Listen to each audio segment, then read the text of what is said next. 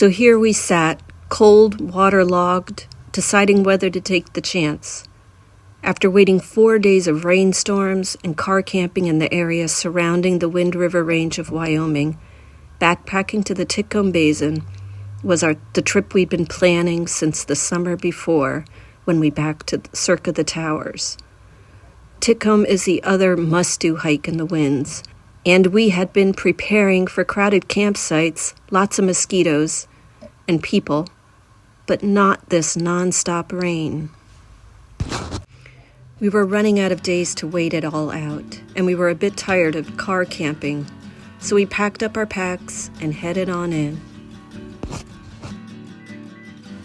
We quickly realized that camping and backpacking with crowds would be the least of our problems, as most waterlogged backpackers were on their way out and wishing us better luck with the weather and views than they had.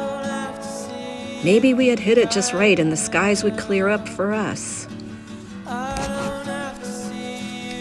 we had a rough start on this trip. We waited 3 days for rain to stop so we could get in Titcomb Basin. And we started off in the pouring rain. So now we're heading up from Pole Creek. We're on the Pole Creek Trail, heading into Hobbs Lake, about 7 miles. And the sun came out. Yay! Photographer's Point was our first hint that maybe this wasn't going to go so smoothly. Clouds blocked the photogenic view, so we continued on and arrived at Hobbs Lake mid-afternoon.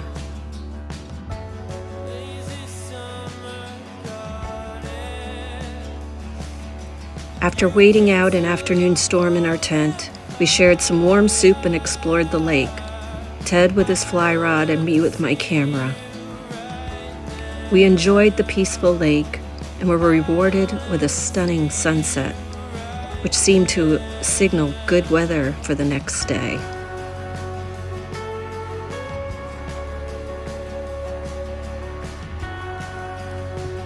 We awoke to the sun streaming through the tent. It was a wonderful feeling to begin our trek to Island Lake in the sun and not wearing rain gear.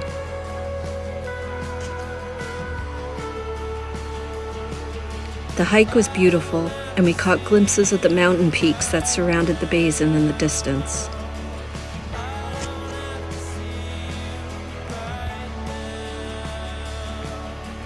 Island Lake is usually overcrowded, but we had a feeling we were going to be able to find a spot and a good location. And the location we originally chose seemed to be perfect, until we saw those rain clouds again get closer.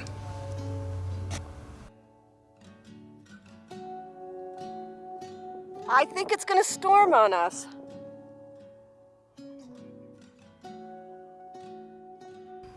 So it did storm on us, and we found out our tent site soon became a small lake basin, and we needed to find another spot to tent and dry off. It seemed the worse the storm got, the more spectacular was the light following the storm, as it cast an otherworldly glow on the lake and the mountains around us. So of course, we took some pictures and tried fishing again. Another unsuccessful attempt, but the sunset was still spectacular, and as we watched the change of colors on lights on the mountains around us, we looked to the distance toward Titcomb Basin, hoping that tomorrow we'd have a long enough window of sunshine to venture in.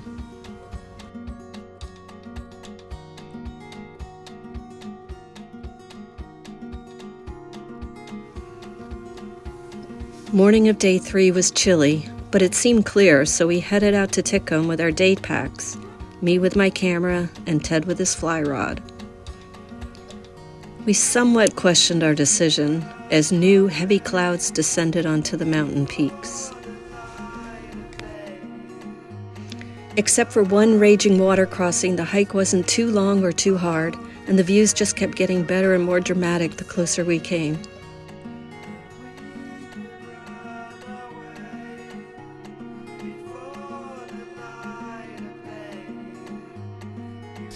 From fields of wildflowers to snow-capped mountains in the distance, it was slow going as we needed to keep stopping to take pictures.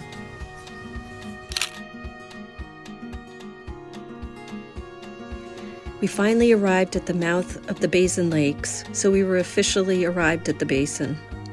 But we continued further in to see if the elusive golden trout may be in the smaller streams feeding the lakes, and to soak up some even more spectacular views. It felt as if we had reached the end of the world, a place so magical few would ever see. In reality, this is a very popular hiking destination, but because I guess we were some of the few who were willing to brave the weather, we had it to ourselves. Being ignorant of weather forecasts worked in our advantage this time, as the rain held off and we had the entire basin to ourselves. Then it became like watching a time-lapse video. As the sky started to darken in some spots, the clouds moved quickly, and we were never quite sure if they were coming in our direction. We felt that our weather window was coming to an end, and those dark clouds seemed to chase us all the way back to our tent site, with the real hard hail coming down only about 30 yards from our tent. Day 4 was our bonus day. We had planned to relax, hang out, and fish, and stay one more night in Island Lakes. But the clouds once again kept us guessing. We hiked down to the lake so Ted could fish again. But then we once again saw the clouds. Knowing that this time we weren't going to make it back to our tent in time, we just huddled under a tree cover as the hail began around us. I think this was one of our worst storms, and we could do nothing but laugh at being stuck once more in bad weather. When it let up enough for us to make it back to our tent, we got in and determined whether we should change our plans. We decided that we were done hiking in the rain, packed up our tent, and started the trek back to Hobbs Lake for the night. At least if we had another day of this weather, it wouldn't be an all-day trek with our packs back to the car. After setting up our tent, we waited out another rainstorm and then descended to the lake so Ted could have his last attempt at fishing. He did get one bite, but was forced to give up his dream of catching a golden trout and vowed to return again for redemption. Overnight was our coldest weather yet. Our water filter froze and we could see snow on the mountains we had just returned from. At least we were happy we'd made the decision to leave the day before. The sky took turns between rain and clear our entire hike out, and the trail from solid weeks of rainstorms had become huge mud puddles for the most part. Been a fun 5 days, 4 nights. Hail, rain, wind, storm, cold. We're almost home.